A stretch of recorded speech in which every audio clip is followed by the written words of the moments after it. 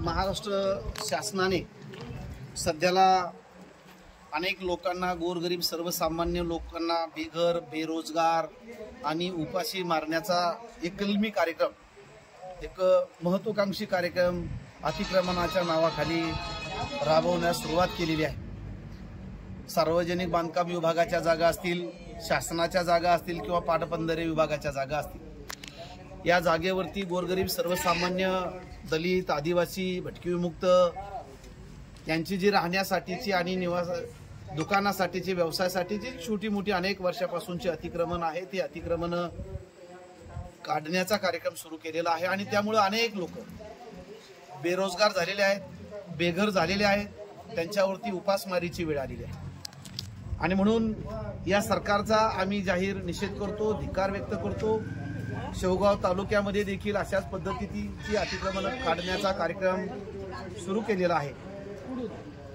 आम्ही आज मुख्याधिकारी शेवगाव नगर परिषदेला एक निवेदन दिलेलं आहे की अतिक्रमण काढण्याची मोहीम ही फक्त सर्वसामान्य गोरगरीब लोकांसाठीच आहे का? जेव्हा ग्रामपंचायतीचं नगर परिषदेमध्ये रूपांतर झालं तेव्हापासून आजपर्यंत शेवगाव शहरामध्ये व्यवसायासाठी जी परवानग्या दिलेल्या आहेत, कापड दुकानं असतील, दवाखाने असतील किंवा मॉल्स असतील किंवा अन्य याच्यासाठी, व्यवसायासाठी ज्या इमारती शहरामध्ये उभ्या राहिल्यात, बांधकामं उभी राहिलेली आहेत, त्यांना परवानग्या देताना ज्या अटी आणि शर्ती नगर परिषदेने घालून दिलेल्या आहेत, त्या अटी आणि शर्ती नगर परिषदेच्या सगळ्याच बांधकाम व्यावसायिकांनी केराची टोपली दाखवलेली आहे। एकही अटी आणि शर्तीची अंमलबजावणी झालेली दिसत नाही आणि म्हणून शहरामध्ये वाहतूक कोंडी होते।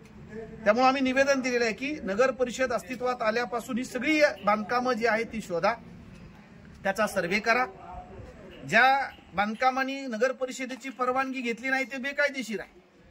ज्यांनी परवानगी घेतली परंतु ज्या अटी आणि शर्ती आहेत त्या जर घालून दिलेल्या अटी शर्तीची अंमलबजावणी झाली नसेल तर त्या देखील बेकायदेशीर ठरवा। आणि त्या इमारती, ती बांधकामं, जशी गोरगरिबांची अतिक्रमण तुम्ही बुलडोझर लावून, जीसीबी लावून रात्रीतनं निष्कासित केली, त्यांना रस्त्यावरती आणलं, त्याच पद्धतीनं हे किती मोठाले धंदांडगे असले बांधकाम, आम्हाला माहिती आहे की तुम्ही परवानग्या देताना परवानग्या दिल्या परंतु बांधकाम त्या परवानगीनुसार करतात की नाही करतात याचं परीक्षण मात्र नगरपालिकेने केलं नाही, कारण त्यांना मोठमोठाले पाकिटं या सगळ्या अधिकाऱ्यांना, कर्मचाऱ्यांना मिळालेले आहेत। आणि म्हणून त्यांचा सर्वे करा। ज्यांनी त्या अटी आणि शर्तीचं पालन केलं नाही ते निष्कासित करा, ज्यांनी परवानग्या घेतल्या नाही ते निष्कासित करा।